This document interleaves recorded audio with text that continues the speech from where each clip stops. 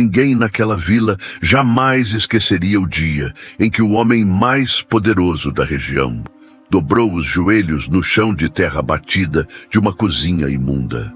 Não foi o dinheiro que ele trouxe que fez as mulheres chorarem nas janelas, nem a carruagem de luxo que parou o trânsito na estrada de terra. O que marcou a história da fazenda das Aroeiras foi o momento em que Valeriano, com as mãos trêmulas e os olhos marejados, tirou do bolso um maço de cartas amareladas e disse, com a voz embargada, a verdade que destruiria 10 anos de mentiras. Eles disseram que eu tinha esquecido você, Lúcia, mas cada tijolo do império que eu construí foi assentado com a esperança de ver esse seu sorriso de novo. Aquele gesto não foi apenas um reencontro, foi um grito de justiça que ecoou pelos vales, provando que a maldade pode até esconder o amor, mas nunca consegue matá-lo. Mas para você entender como chegamos a esse momento de redenção, onde um barão se curva diante de uma criada, precisamos voltar algumas horas no tempo. Aproxime-se, meu amigo, minha amiga, sente-se aqui, onde a brasa ainda estala, e deixe-me contar como o destino, às vezes, escreve certo por linhas tortas. A manhã daquela terça-feira tinha nascido cinzenta na fazenda das Aroeiras. A garoa fina transformava o terreiro em um lamaçal vermelho, um barro pegajoso que parecia querer prender todo mundo ali para sempre. Dentro da casa grande, o clima não era melhor. Lúcia estava de joelhos não em oração, mas em penitência. Com uma escova de piaçava nas mãos, ela esfregava o piso de madeira do corredor, tentando tirar uma mancha que só os olhos críticos de sua madrasta conseguiam ver. Lúcia tinha 29 anos, mas suas costas curvadas e o olhar baixo faziam com que parecesse carregar o peso de 2 vidas.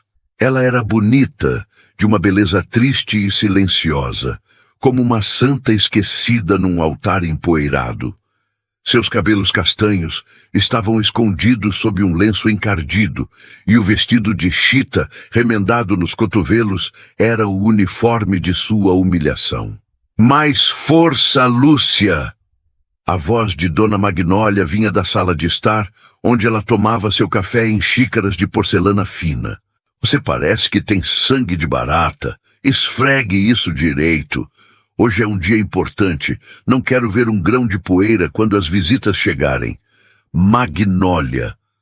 A mulher que prometera ao pai de Lúcia, no leito de morte dele, que cuidaria da menina como se fosse sua própria filha. Mas a promessa durou tanto quanto a terra sobre a cova. Assim que o luto passou, Lúcia foi rebaixada. De filha, virou enteada. De enteada, virou estorvo. E de estorvo, virou criada. Sim, senhora, respondeu Lúcia, a voz rouca. Ela não discutia. Havia aprendido que o silêncio era seu único escudo. Enquanto esfregava, a mente de Lúcia viajava para longe dali. Viajava para 10 anos atrás, para um portão de madeira sob o luar, onde um rapaz pobre, filho de ferreiro, jurara amor eterno. Eu vou voltar, Lúcia.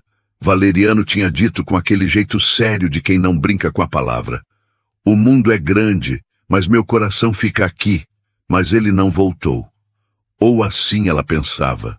Magnólia fizera questão de narrar, com detalhes cruéis, como Valeriano devia estar vivendo na capital.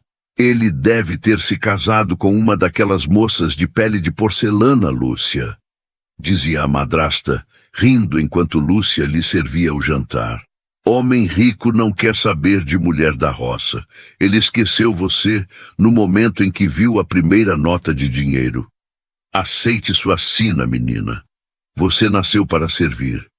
E Lúcia aceitou.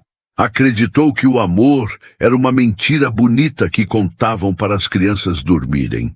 Meus queridos, a pior prisão que existe não é aquela com grades de ferro, mas aquela feita de palavras que nos diminuem.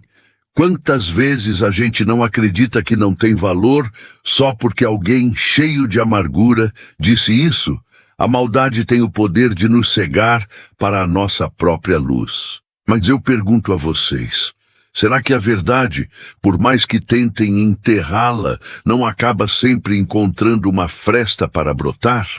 Se você acredita que a justiça de Deus tarda, mas não falha, e que toda lágrima um dia vira sorriso, já deixa o seu like aqui, se inscreve no canal Contos do Coração e comenta aí embaixo. A verdade liberta. Vamos ver quantos corações esperançosos estão nos ouvindo hoje.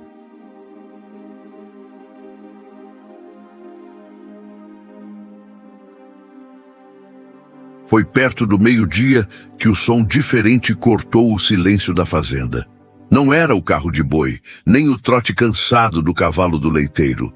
Era um som rítmico, pesado, de cascos ferrados com precisão e rodas que deslizavam macias sobre a terra molhada. Magnólia correu para a janela, ajeitando os cachos grisalhos tingidos de preto. "Deve ser o comprador de gado", exclamou ela gananciosa. "Lúcia, vá para a cozinha e não saia de lá. Se alguém te vir com esses trapos, vai desvalorizar a minha casa." Lúcia obedeceu, correndo para o refúgio da cozinha, onde o calor do fogão a lenha era seu único abraço. Mas a curiosidade foi mais forte. Pela fresta da janela de madeira, ela espiou, e o que viu fez seu coração parar. Não era um comprador de gado, era uma carruagem negra, polida como espelho, puxada por 4 cavalos brancos que pareciam dançar. O cocheiro desceu e abriu a porta. E de lá desceu ele, Valeriano. Mas não o Valeriano de suas lembranças. Aquele homem era imponente. Vestia um terno cinza impecável. Segurava uma bengala de prata não por necessidade, mas por elegância. Ele olhou para a casa com uma expressão indecifrável. Não havia sorriso, havia uma determinação fria, cortante. Magnólia saiu à varanda, sorrindo de orelha a orelha, sem reconhecê-lo de imediato. "Pois não, cavalheiro. Em que posso ajudá-lo?" Valeriano subiu os degraus devagar, parou diante dela e tirou o chapéu. "A senhora não me reconhece, dona Magnólia?" O sorriso dela vacilou. Ela apertou os olhos. Valeriano, o filho do ferreiro?" "O próprio", disse ele seco. "Embora agora me chamem de barão em algumas rodas, para a senhora continuo sendo apenas o homem que veio buscar o que é seu." Magnólia empalideceu, mas tentou manter a pose.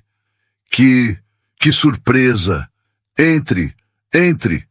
Que bom ver que você venceu na vida. Eu sempre disse que você tinha futuro." "Sempre disse?" Valeriano soltou uma risada curta, sem humor.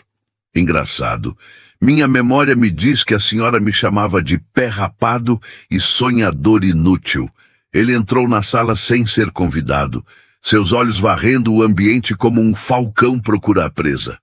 "Onde ela está?" perguntou direto. Magnólia fechou a porta nervosa. "Ela quem?" "Lúcia." "Ah, Valeriano." Magnólia suspirou, fazendo uma cara de pesar teatral. Melhor não falar dela. A pobre menina enlouqueceu. Vive trancada, suja, não fala coisa com coisa. Eu cuido dela por caridade, sabe? Mas ela virou uma selvagem. Melhor você ir embora e guardar a lembrança bonita do passado. Valeriano parou. Ele girou nos calcanhares e encarou Magnólia com uma fúria contida que fez a mulher recuar. A senhora mente com a mesma facilidade com que respira. Ele caminhou em direção à cozinha. Ele sabia. Seu coração sabia onde ela estaria. "Você não pode entrar aí!" gritou Magnólia, correndo atrás dele. "É lugar de criadagem!" Valeriano empurrou a porta da cozinha. Lúcia estava lá, encolhida perto do fogão, tentando se fazer invisível. Quando viu Valeriano entrar, ela cobriu o rosto com as mãos sujas de fuligem, chorando de vergonha. "Não olhe para mim", ela soluçou. "Por favor, vá embora." Valeriano parou.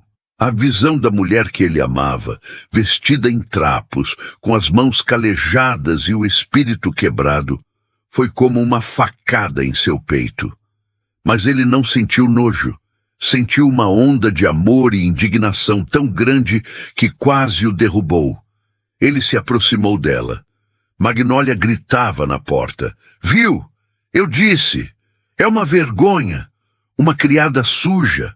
Valeriano ignorou a madrasta. Ele se ajoelhou.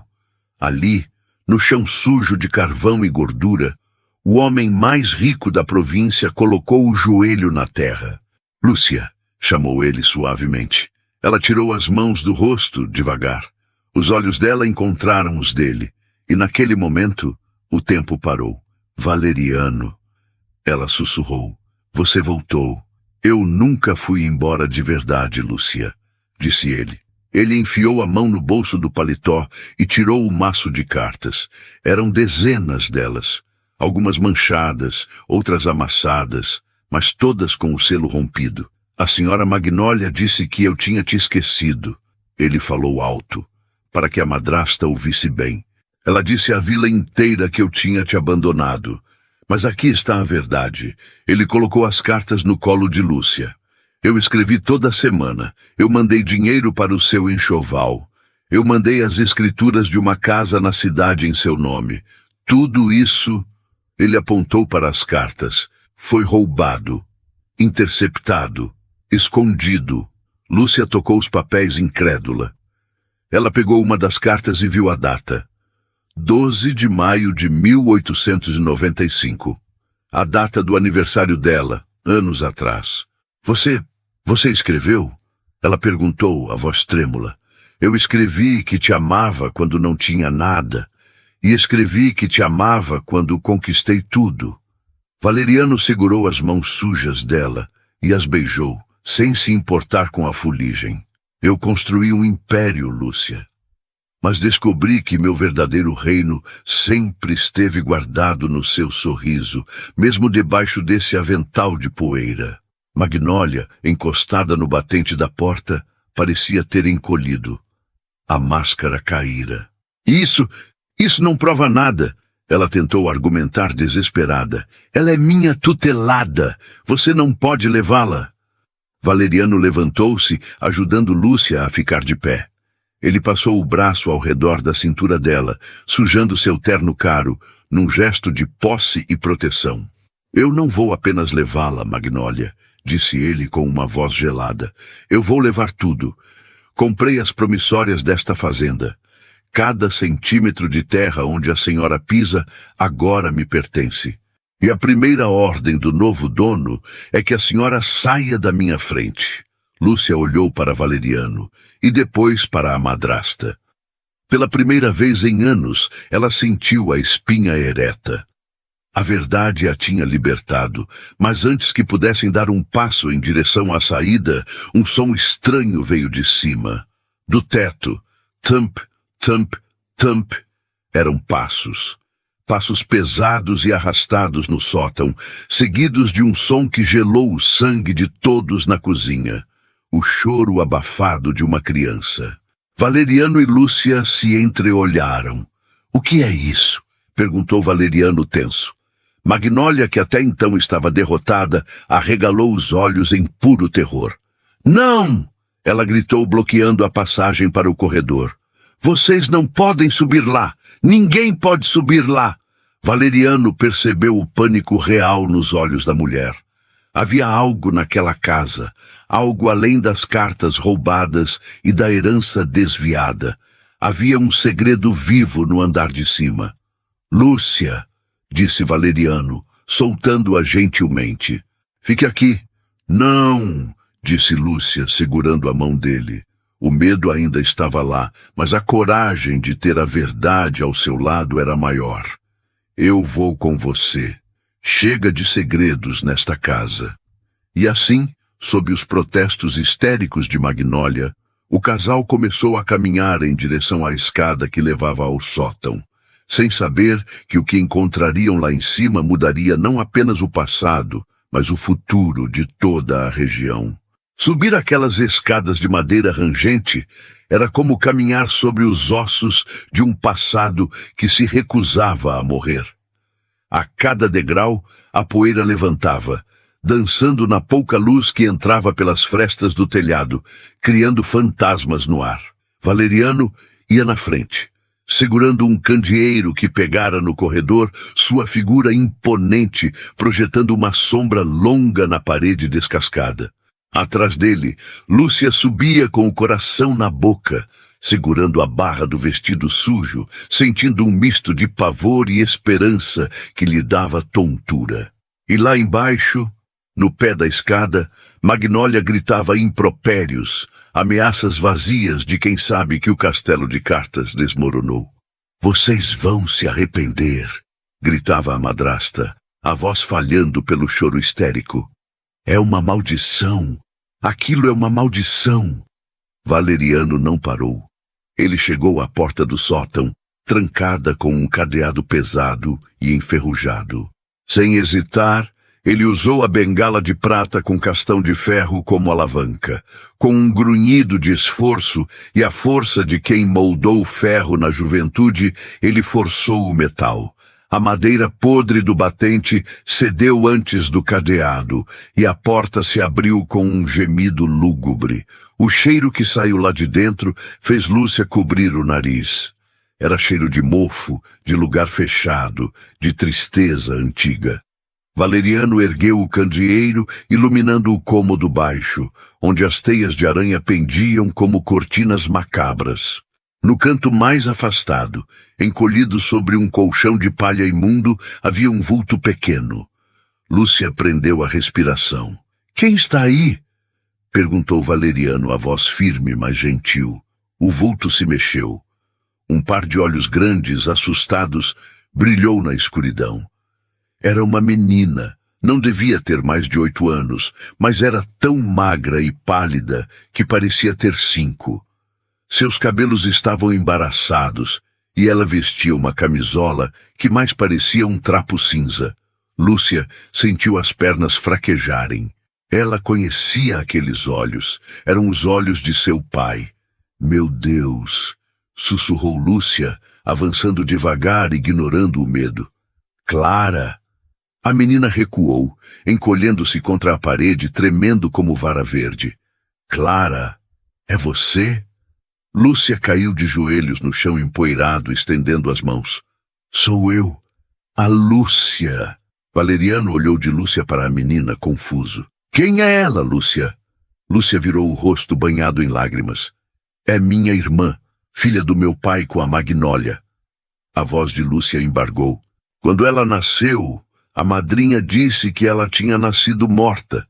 Disse que era um castigo de Deus porque a menina tinha nascido diferente." Valeriano aproximou a luz. A menina tinha uma das pernas visivelmente mais curta que a outra e uma cicatriz antiga no rosto.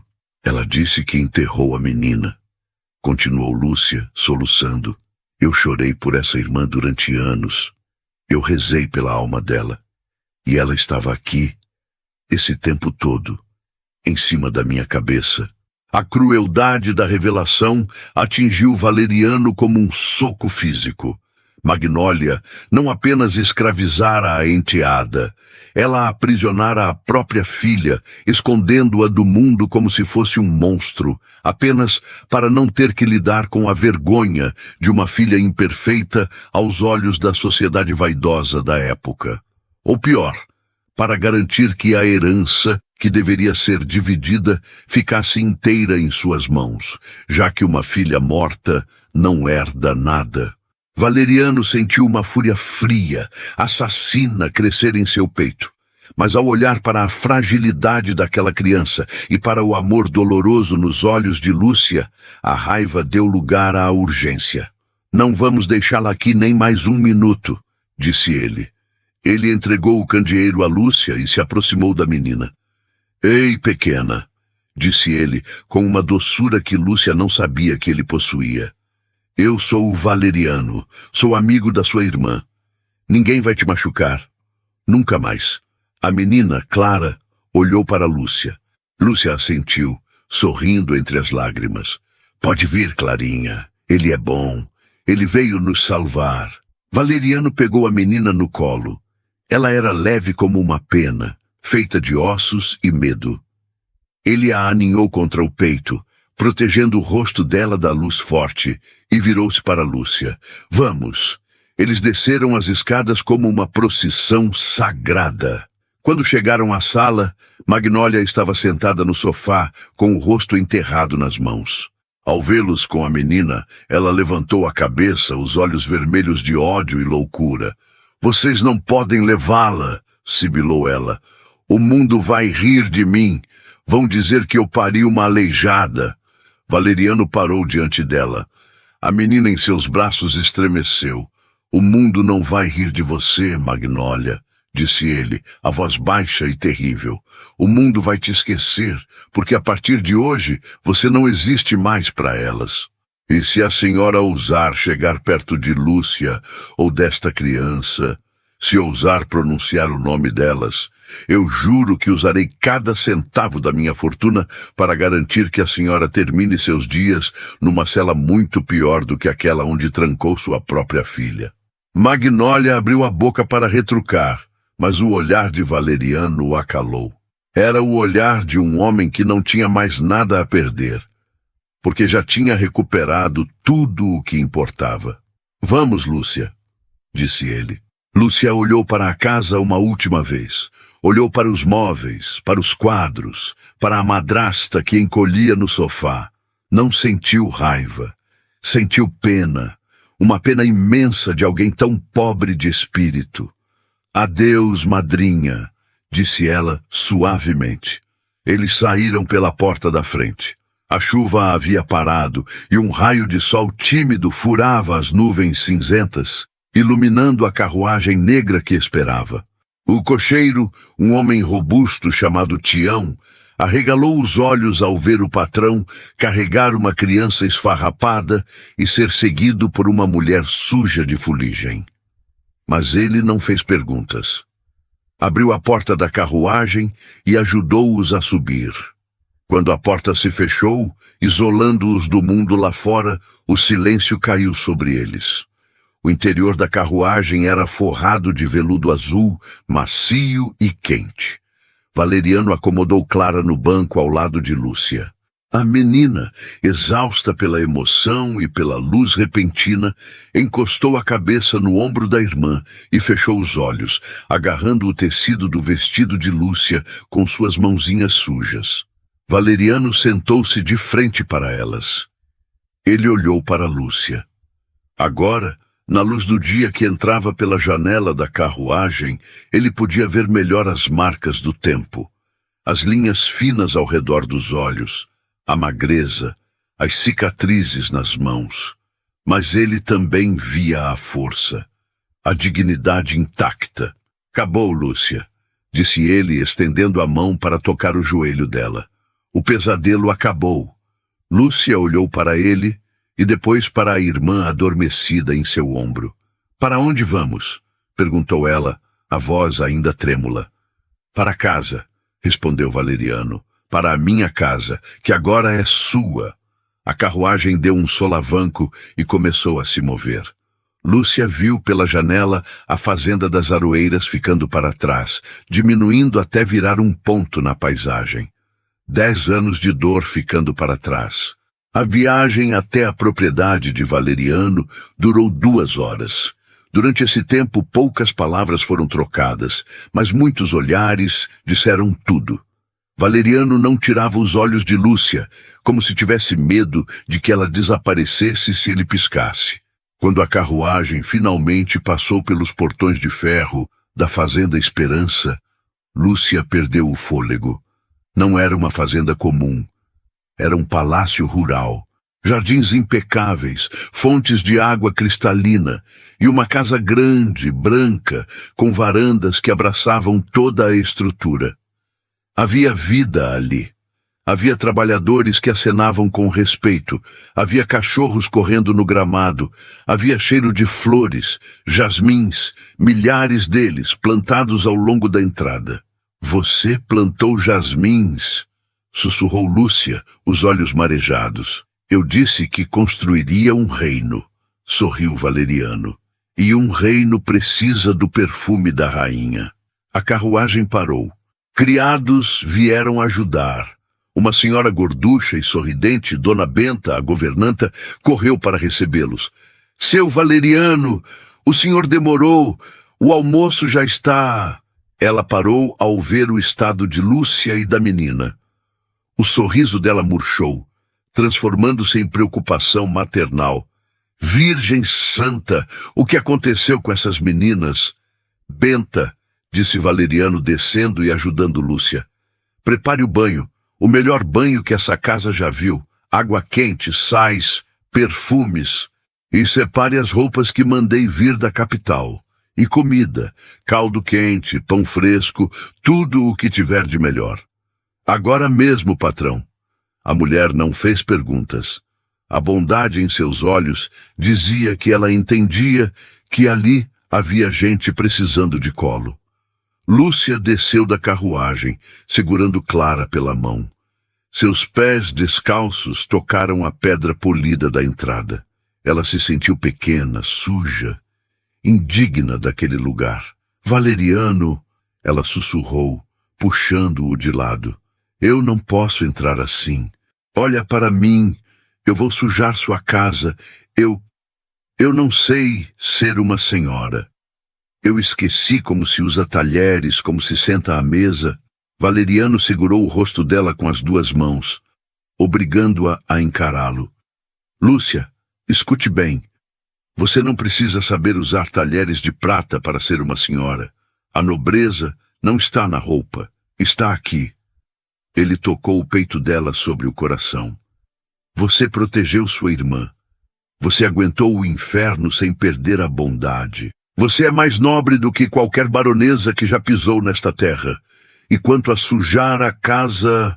Ele riu. Esta casa é só pedra e madeira. Você é vida. Entre. Lúcia respirou fundo e deu o primeiro passo. As horas seguintes foram como um sonho febril. O banho quente, a água levando embora a fuligem e o cheiro de tristeza. O toque macio das toalhas. O cheiro de sabonete de lavanda. Clara, depois de limpa e alimentada, dormiu como um anjo numa cama que parecia uma nuvem. Lúcia, vestida com um roupão de seda que Valeriano deixara para ela, sentou-se diante do espelho do quarto de hóspedes. Ela olhou para o próprio reflexo. A mulher que a encarava de volta ainda tinha os olhos tristes, mas havia uma luz nova ali. Ela tocou a própria face, limpa, sem manchas de carvão. Alguém bateu à porta. Pode entrar, disse ela. Valeriano entrou. Ele também havia tomado banho e trocado de roupa. Vestia uma camisa branca, simples, com as mangas dobradas. Ele trazia uma bandeja com 2 xícaras de chá e um prato de biscoitos. Pensei que você gostaria de comer algo antes de dormir, disse ele, colocando a bandeja na mesa. Obrigada, disse Lúcia. Ela se sentia tímida de repente. Estar sozinha com ele num quarto, sem a barreira da sujeira e da posição social, era assustadoramente íntimo. Valeriano percebeu. Ele se manteve a uma distância respeitosa. Lúcia, começou ele sério. Eu sei que é tudo muito rápido. Eu sei que você precisa de tempo. Eu não espero nada de você. Você pode ficar aqui o tempo que quiser, como minha convidada, como minha amiga. Eu só queria te tirar de lá. Lúcia olhou para ele.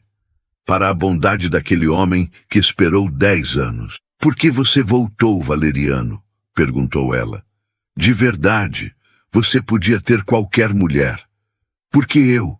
Valeriano caminhou até a janela, olhando para a noite que caía sobre seus domínios. Porque quando eu estava na cidade, dormindo em pensões baratas, com fome e frio, a única coisa que me aquecia era a lembrança do seu sorriso na porteira. Ele se virou para ela. Porque você foi a única que acreditou em mim quando eu não era ninguém. E isso, Lúcia, isso vale mais do que todo o ouro do mundo. Lúcia sentiu as lágrimas voltarem. Ela se levantou e caminhou até ele.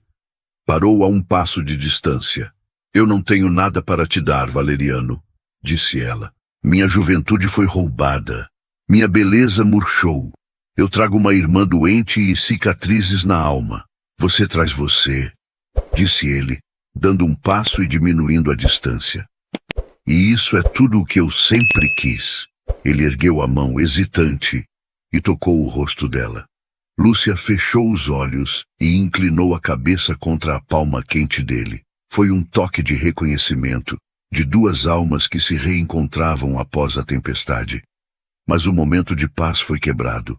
Lúcia abriu os olhos e cambaleou. O mundo girou. Uma tontura súbita e violenta a atingiu. Suas pernas cederam. Lúcia! Valeriano a amparou antes que ela caísse. Ela estava pálida, os lábios brancos. Eu não me sinto bem, sussurrou ela, levando a mão ao peito. O coração batia descompassado, falhando. Valeriano a pegou no colo e a colocou na cama, gritando por Benta. Benta, chame o médico! Agora! Lúcia sentia o quarto escurecer. O esforço dos últimos anos, a má alimentação, o choque emocional, o corpo estava cobrando o preço. Ela olhou para Valeriano, vendo o pânico nos olhos dele. Não me deixe, ela sussurrou, a voz sumindo. Agora que eu te encontrei, não me deixe ir. Eu não vou deixar, gritou Valeriano, segurando a mão dela com força. Você não vai morrer, Lúcia. Eu proíbo. Mas os olhos de Lúcia se fecharam e a mão dela relaxou na dele, inerte. Lá fora, um vento frio começou a uivar, batendo nas janelas da mansão, como se a sombra de Magnólia tivesse seguido a carruagem, trazendo consigo o frio da morte para tentar roubar a felicidade que mal havia começado. O silêncio que desceu sobre a Fazenda Esperança naquela noite não era de paz, mas de vigília.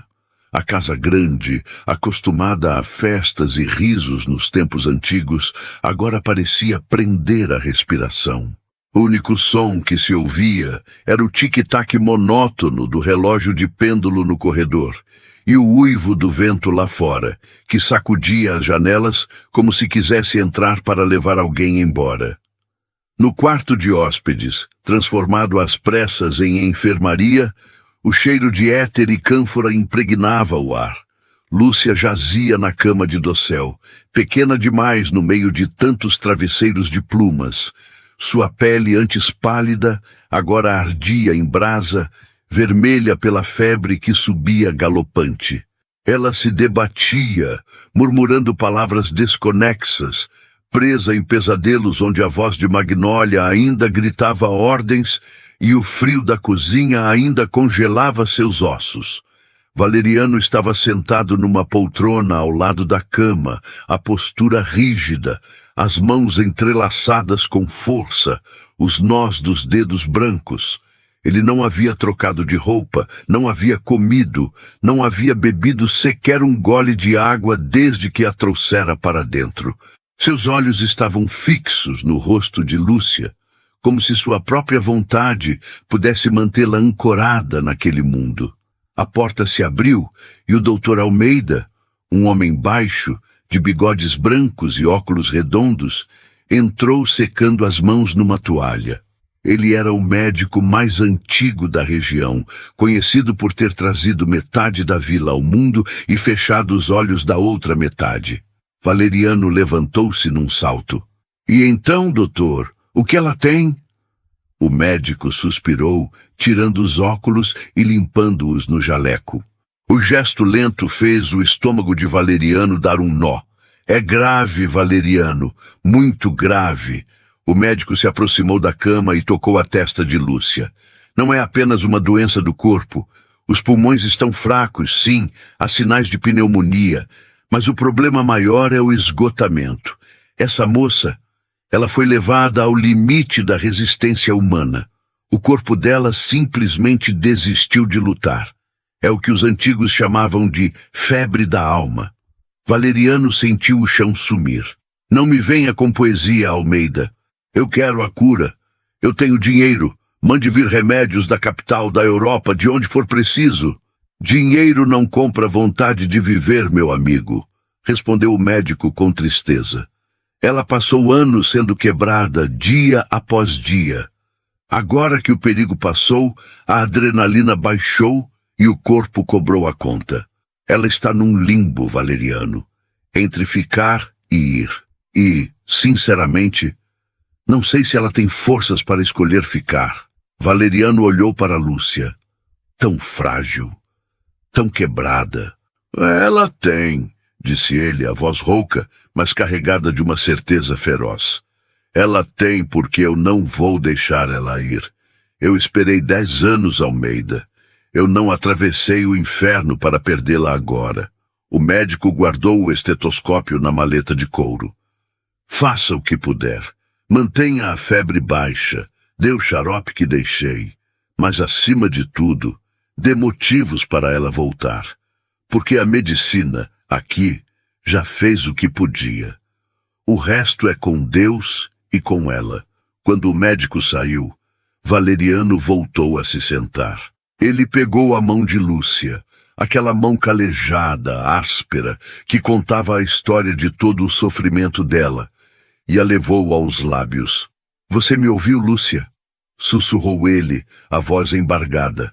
Você não tem permissão para desistir. Não agora. Nós temos um reino para governar, lembra? Você tem uma irmã para criar. A menção à irmã fez algo se mover no quarto.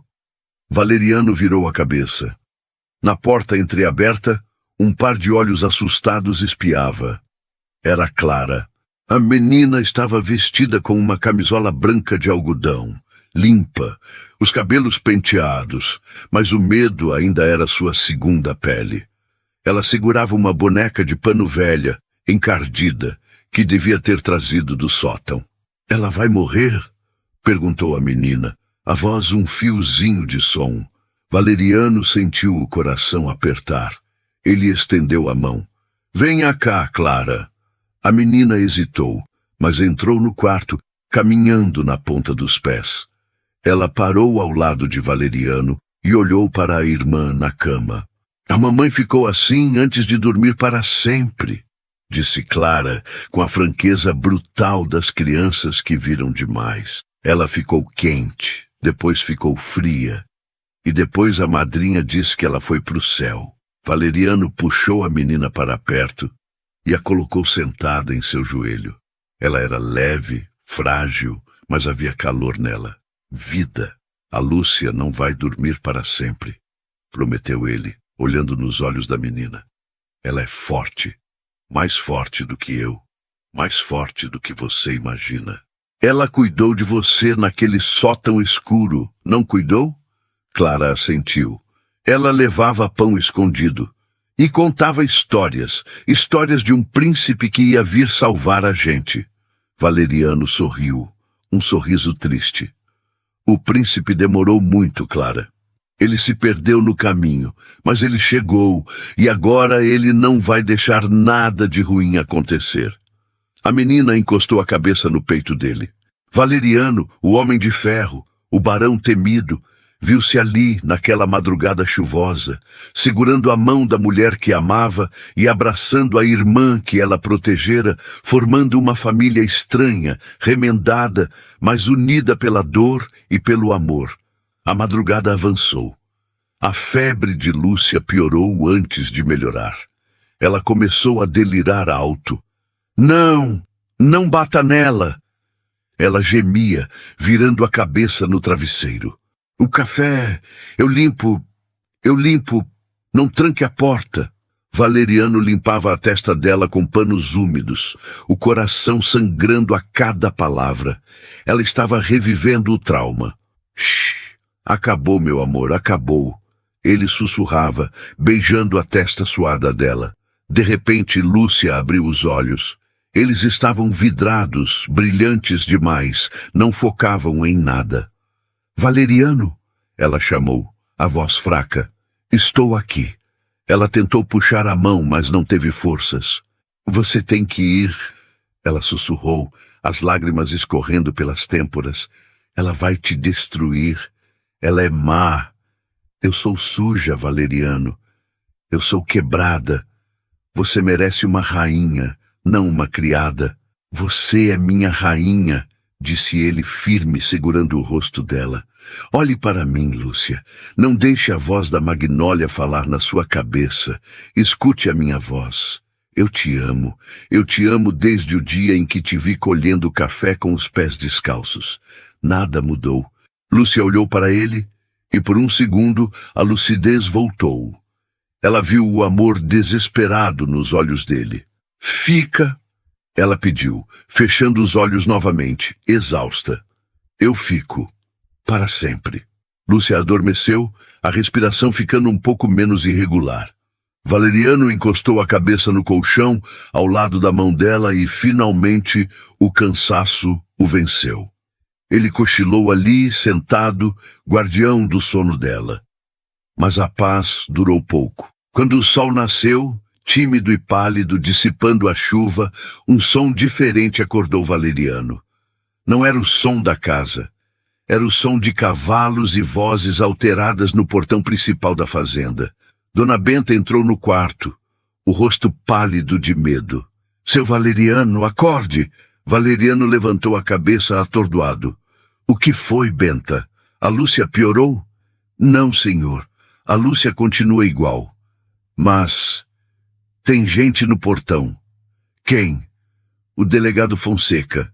E mais 2 soldados. E... Benta engoliu em seco. E a dona Magnólia está com eles. O sangue de Valeriano gelou e depois ferveu. Magnólia. A audácia daquela mulher não tinha limites. Ele olhou para Lúcia, que dormia um sono pesado. Beijou a testa dela suavemente.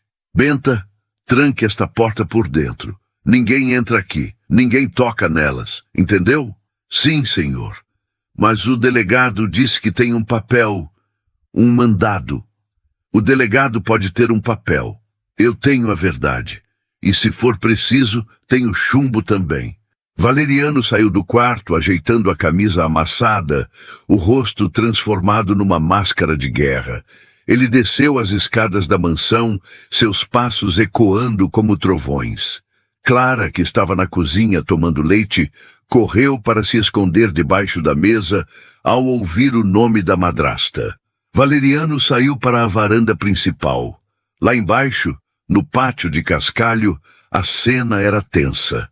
O delegado Fonseca, um homem gordo e suado, que devia muitos favores políticos aos coronéis da região, estava montado em seu cavalo, ladeado por 2 praças armados com carabinas. E ao lado dele, numa charrete alugada, estava Magnólia. Ela estava vestida de preto, com um véu cobrindo o rosto, interpretando o papel da viúva e mãe desolada com perfeição. Valeriano! Gritou o delegado, tentando impor autoridade. Recebemos uma denúncia grave. Valeriano desceu os degraus da varanda, parando no último. Ele não estava armado, mas sua presença era tão intimidante que os cavalos dos soldados recuaram. Bom dia, Fonseca. A que devo a desonra da sua visita e da sua companhia? Ele lançou um olhar de desprezo para Magnólia. Magnólia levantou o véu. Seus olhos estavam inchados. Provavelmente esfregados com cebola, pensou Valeriano. E ela apontou um dedo trêmulo para ele. Assassino! Sequestrador! Gritou ela com voz teatral. Delegado, prenda esse homem. Ele invadiu minha casa, agrediu uma pobre viúva e sequestrou minhas 2 filhas. Minha pobre Lúcia, que é doente da cabeça, e a pequena Clara. Valeriano riu. Uma risada seca, fria. Filhas? Ontem a senhora dizia que Lúcia era criada e Clara estava morta. A memória da senhora é curta ou conveniente? Eu nunca disse isso. Mentiu Magnólia descaradamente. O senhor levou a menina. Ela é menor de idade. Eu sou a tutora legal. O senhor cometeu um crime, Valeriano. Rapto de incapaz. O delegado pigarreou desconfortável. Ele sabia que Valeriano era rico e poderoso, mas a lei estava no papel, do lado da madrasta. Veja bem, Valeriano, começou o delegado. A dona Magnólia apresentou os documentos de tutela. A menina Clara e a moça Lúcia estão sob a guarda dela. O senhor não pode simplesmente entrar na casa alheia e levar as pessoas. Isso é sequestro. Tenho um mandado para buscar as duas e levá-las de volta. De volta? Valeriano deu um passo à frente e os soldados engatilharam as armas.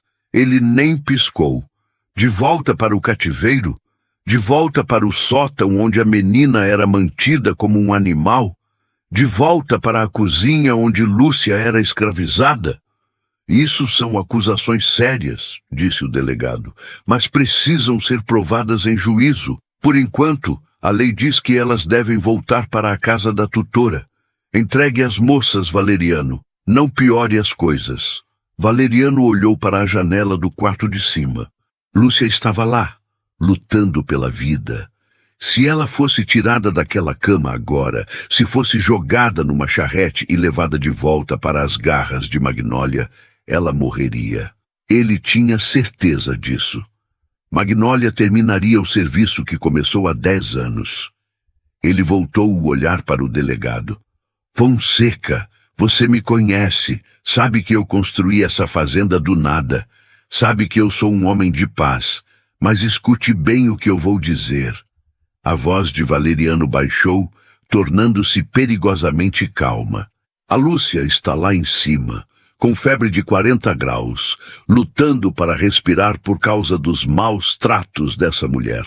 Se ela sair daquela cama, ela morre. E a menina Clara...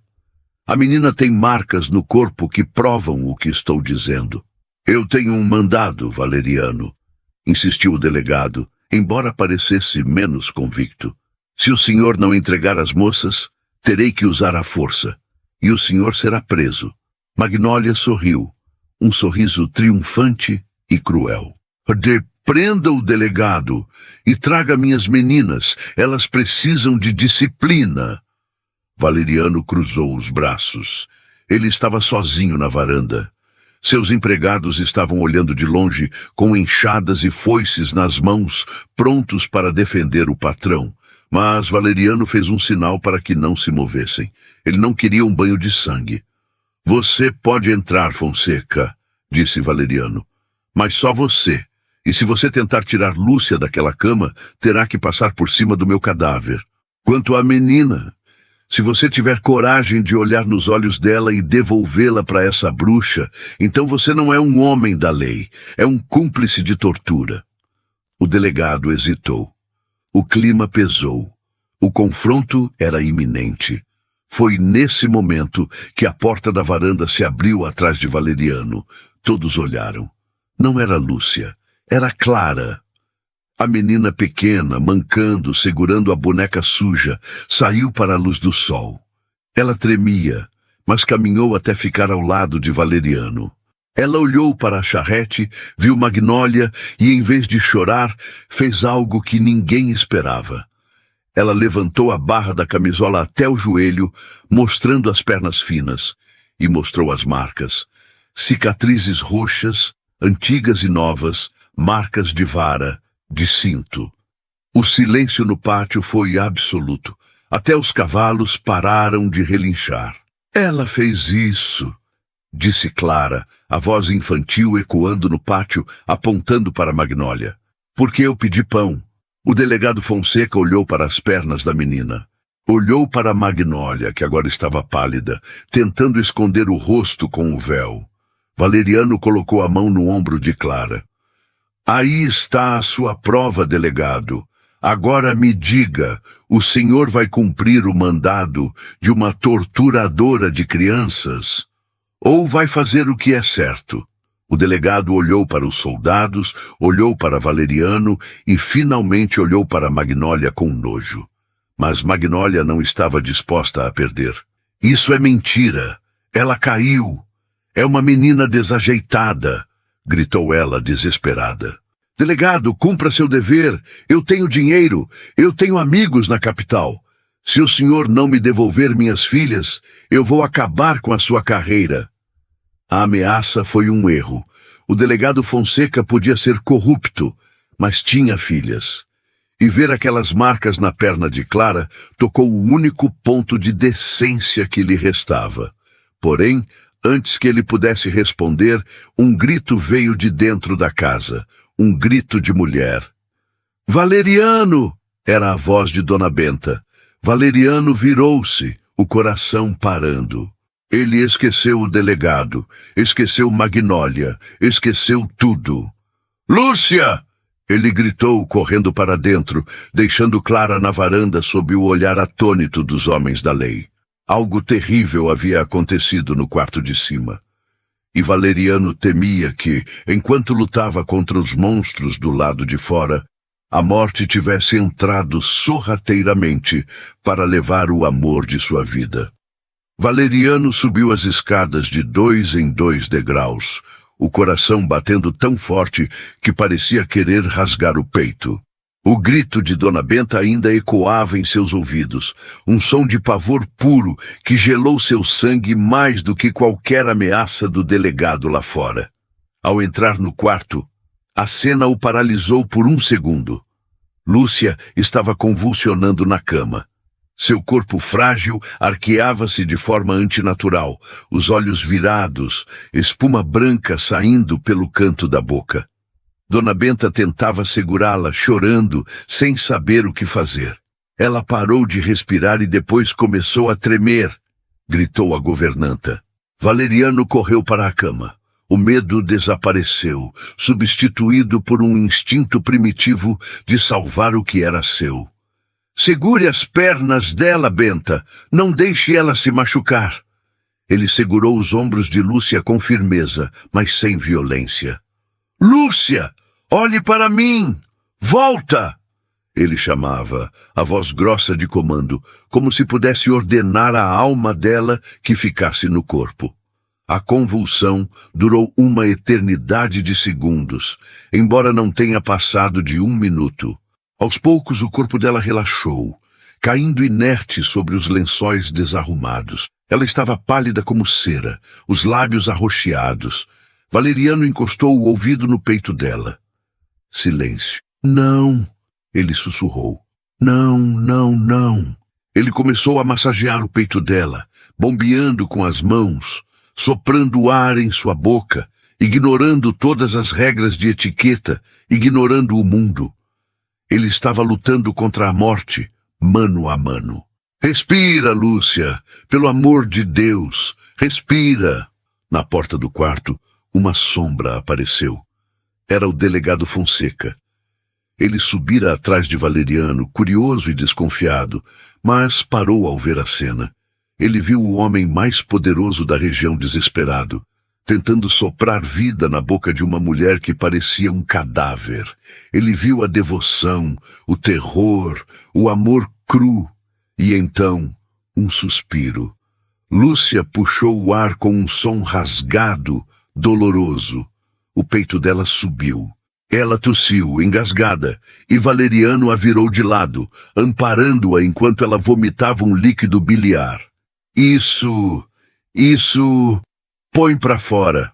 Chorava Valeriano acariciando as costas dela, as lágrimas dele misturando-se ao suor dela. Você voltou. Graças a Deus você voltou. Lúcia abriu os olhos por um instante. Estavam turvos, exaustos, mas vivos. Ela apertou a mão dele, um aperto fraco, mas que para Valeriano teve a força de um juramento. Valeriano a acomodou nos travesseiros, limpando o rosto dela com a manga da camisa. Só então ele percebeu que não estavam sozinhos. Ele se virou e viu o delegado na porta, segurando o chapéu nas mãos, o rosto pálido. — O senhor viu? — perguntou Valeriano, a voz baixa e perigosa. — O senhor viu o que aquela mulher fez com ela? Isso não é doença, delegado.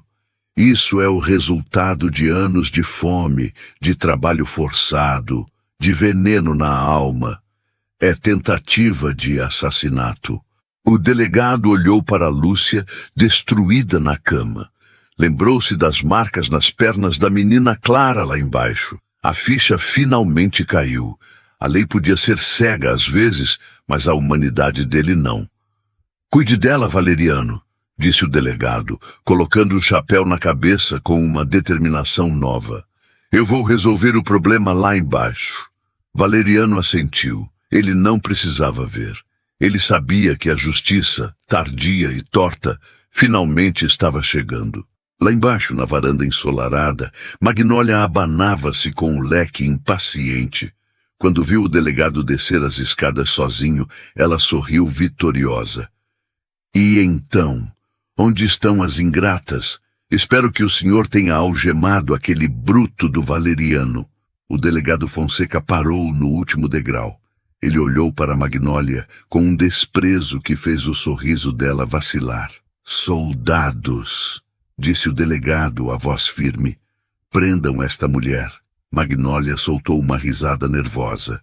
O quê? O senhor ficou louco? Eu sou a vítima aqui. A senhora está presa em flagrante, continuou o delegado, descendo até o pátio. Por maus tratos, cárcere privado, lesão corporal grave contra a menor e tentativa de homicídio contra a enteada. Isso é um absurdo. Eu exijo falar com o juiz. Eu tenho direitos, gritou Magnólia, recuando enquanto os dois soldados avançavam. A senhora vai falar com o juiz, sim, disse o delegado, chegando perto dela. Vai explicar como uma menina de 8 anos tem marcas de surra nas pernas. E vai explicar por que a outra está morrendo numa cama depois de ser tratada como escrava na própria casa. Os soldados seguraram os braços de Magnólia. Ela se debateu, o véu de viúva caindo no chão, revelando o rosto contorcido de ódio.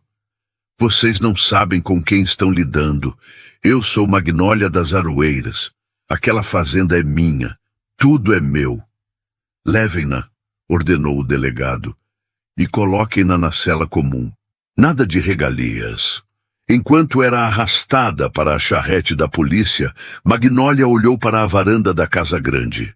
Clara estava lá, segurando a mão de Dona Benta. A menina não sorria, apenas olhava, com seus grandes olhos sérios, vendo o monstro ser levado embora. Magnólia gritou uma última maldição antes de ser jogada na carruagem, mas o vento levou suas palavras. A poeira subiu e a polícia partiu, levando consigo a sombra que pairava sobre a vida daquelas irmãs. Os dias que se seguiram foram lentos, como se o tempo tivesse decidido andar de muletas. A febre de Lúcia cedeu, mas a fraqueza permaneceu. Valeriano não saiu do lado dela. Ele despachava os negócios da fazenda ali mesmo, numa mesinha no canto do quarto, parando a cada suspiro diferente dela. Clara, aos poucos, foi perdendo o medo. Ela começou a explorar a casa, sempre voltando para o quarto da irmã, como um passarinho volta para o ninho. Valeriano a encheu de brinquedos, de vestidos coloridos, de comida boa. Mas o que a menina mais gostava era quando ele sentava no chão com ela e lia histórias, enquanto Lúcia dormia. Foi numa tarde de domingo, uma semana depois da crise, que Lúcia acordou de verdade. A luz do sol entrava pela janela aberta, trazendo o cheiro dos jasmins. Lúcia abriu os olhos e, pela primeira vez, não sentiu dor. Sentiu sede. Ela tentou se sentar, mas estava fraca.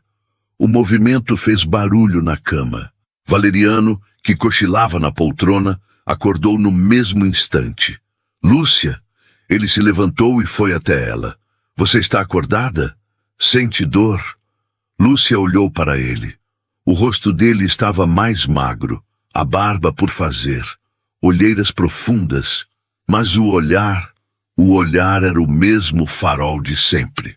Água, pediu ela. Ele serviu um copo de água fresca e a ajudou a beber, segurando sua nuca com delicadeza. Depois de beber, ela suspirou e recostou-se nos travesseiros. Você está horrível, Valeriano, disse ela com um sorriso fraco. Valeriano riu, uma risada de alívio que quase o fez chorar. E você é a visão mais linda que eu já tive. Ele sentou-se na beirada da cama e segurou a mão dela. A Magnólia, começou Lúcia, o medo voltando aos olhos. Presa, cortou Valeriano. O delegado a levou. Ela vai responder por tudo. O juiz já decretou a perda da tutela. Clara é minha responsabilidade agora. Nossa responsabilidade, se você quiser. Lúcia fechou os olhos, absorvendo a notícia. Livre. Finalmente livre. E a casa, a fazenda do papai, está sob intervenção judicial, explicou Valeriano. Mas eu tenho advogados trabalhando nisso. Vamos recuperar o que é seu. Lúcia olhou para as próprias mãos, limpas, repousando sobre o lençol de linho. Valeriano, eu preciso te perguntar uma coisa. Pergunte. Quem sou eu agora? A voz dela tremeu. Eu fui filha, depois fui criada, depois fui nada. Eu não sei ser patroa. Eu não sei ser sua. Eu olho para este quarto, para esta riqueza, e sinto que estou ocupando o lugar de outra pessoa. Eu sou quebrada, Valeriano. Tenho marcas que não saem com água e sabão. Valeriano ficou em silêncio por um momento. Ele se levantou, foi até uma gaveta da cômoda e tirou de lá uma caixa de veludo. Ele voltou para a cama e abriu a caixa. Dentro não havia um anel de diamantes, nem um colar de ouro. Havia uma chave velha, de ferro, grande e pesada. Lúcia franziu a testa. O que é isso? Lembra da porteira velha, onde a gente se despedia? Perguntou ele. Lembro, ela rangia muito. Quando eu fui embora, eu levei a chave do cadeado daquela porteira. Eu disse a mim mesmo que só usaria essa chave de novo quando fosse para abrir a porta da nossa vida juntos. Ele colocou a chave na mão dela. Você não é criada, Lúcia. E você não precisa ser patroa no sentido que a Magnólia era. Você é a dona da chave. Você é a mulher que me fez construir tudo isso. Sem você, esta casa é só um monte de tijolos frios. As suas marcas, elas são medalhas de guerra. Elas mostram que você sobreviveu, e eu amo cada uma delas. Lúcia apertou a chave fria contra o peito. As lágrimas desceram, mas eram lágrimas de cura. Eu te amo, disse ela, pela primeira vez em voz alta e clara. Valeriano inclinou-se e a beijou. Foi um beijo suave, casto, mas carregado de uma promessa de eternidade. A porta se abriu e Clara entrou correndo com um vestido amarelo novo. Lúcia, você acordou! A menina tentou subir na cama, mas parou, receosa. Vem cá, meu amor, chamou Lúcia, abrindo os braços. Clara subiu e se aninhou entre os dois.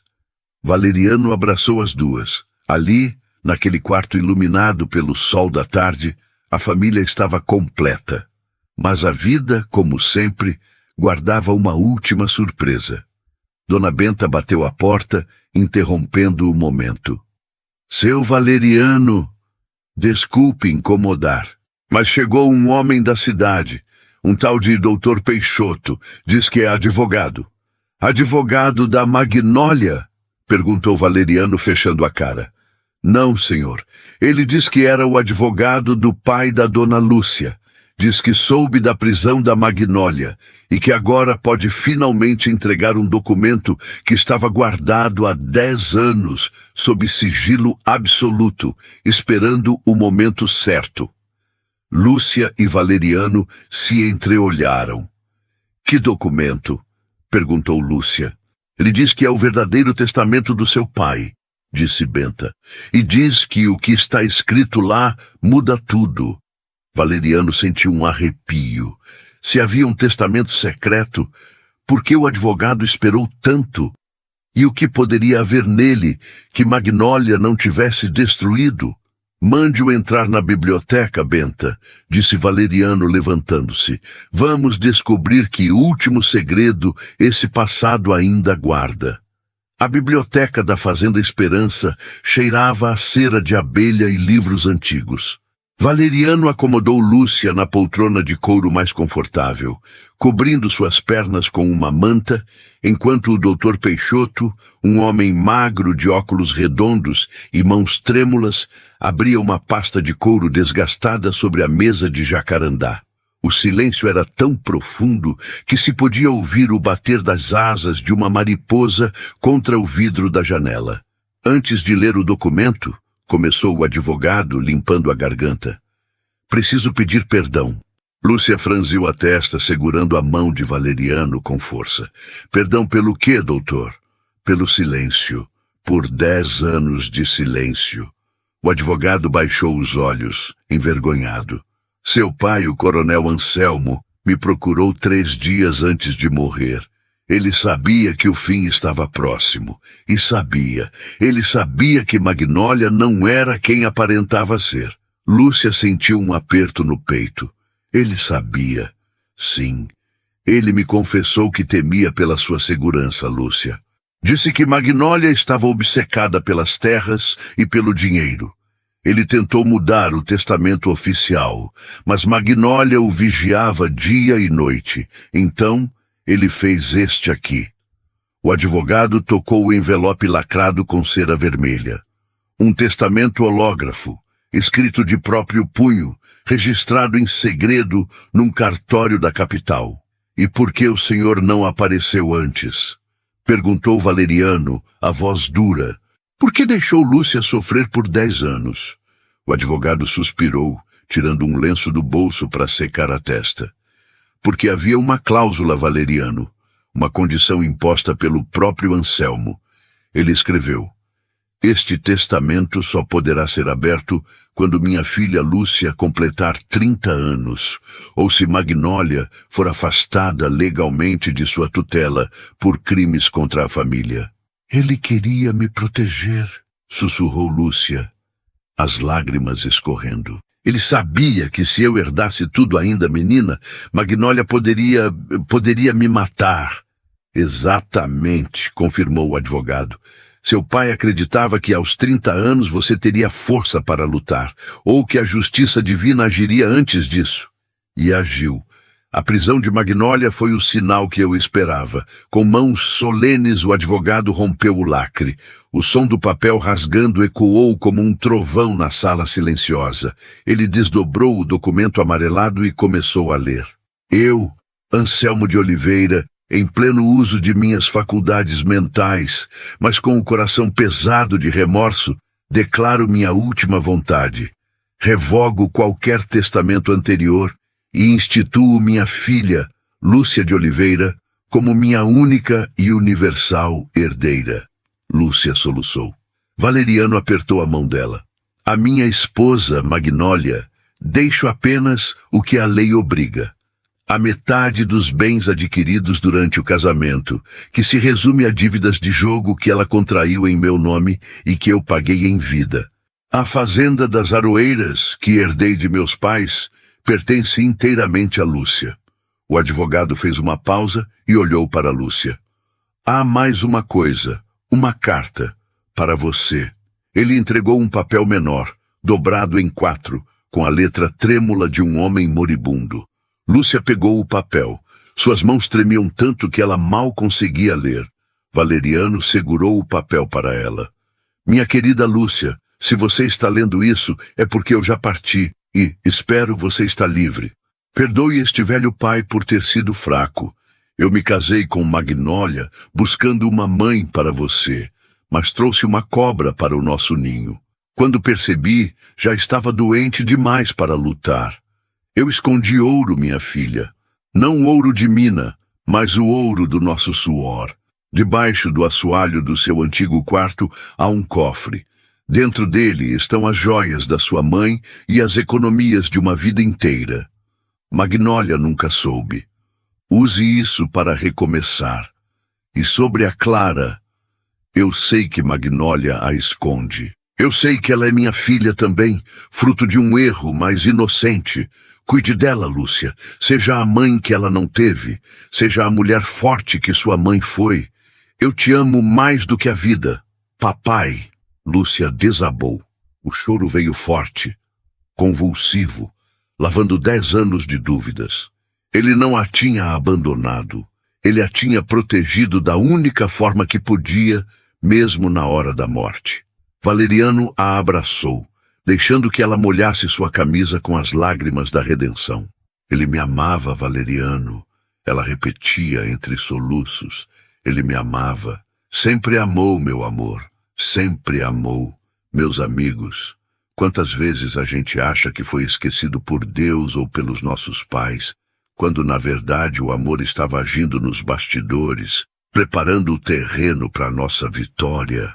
O pai de Lúcia não podia salvá-la em vida, mas garantiu o futuro dela na morte. O amor verdadeiro é assim. Ele planeja, ele protege, ele espera o tempo certo. Se você acredita que nada fica oculto para sempre e que a herança do justo sempre chega, deixa o seu like agora. E se você se emocionou com a carta do pai da Lúcia, comenta aí embaixo. Amor de pai é eterno. 6 meses se passaram. A fazenda das Aroeiras não era mais o lugar sombrio de antes. As janelas estavam abertas, as paredes caiadas de branco brilhavam ao sol, e o jardim, antes morto, agora explodia em cores. Magnólia fora condenada a 20 anos de prisão.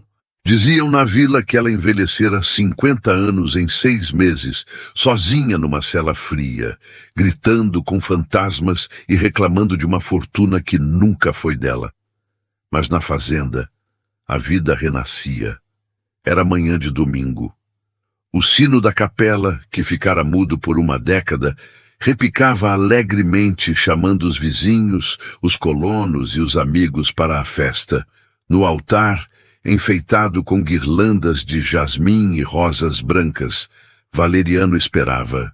Ele não vestia terno de barão, mas uma roupa simples de linho branco com uma flor na lapela.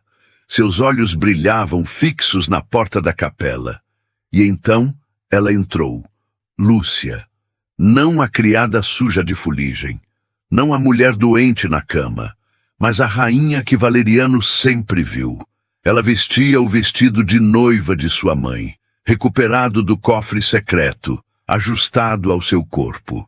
Em seu pescoço, o colar de pérolas que Magnólia usara indevidamente agora repousava onde sempre deveria estar.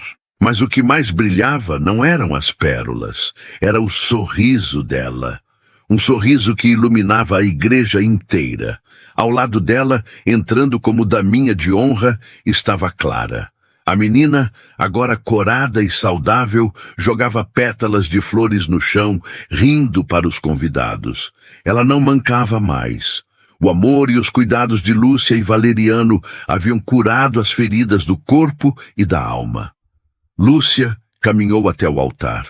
Quando chegou diante de Valeriano, ele estendeu a mão. "Você demorou", brincou ele com os olhos marejados. "O caminho foi longo", respondeu ela segurando a mão dele. "Mas a chegada valeu a pena." O padre, um velhinho simpático que batizara Lúcia, sorriu. "Estamos aqui para unir este homem e esta mulher." A cerimônia foi simples, mas carregada de significado.